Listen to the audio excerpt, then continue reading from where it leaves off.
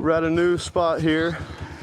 Apparently we gotta come in here with a little machete. So I brought the machete. So we're gonna clear out a little trail. I'm on the 140 today.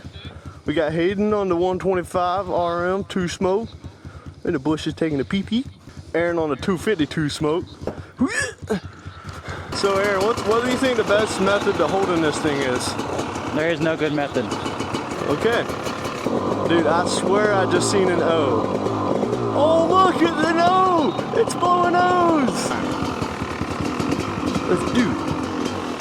Machete man.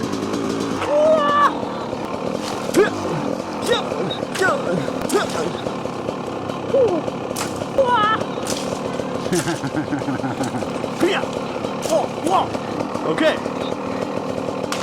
There we go. Clearing the path, baby.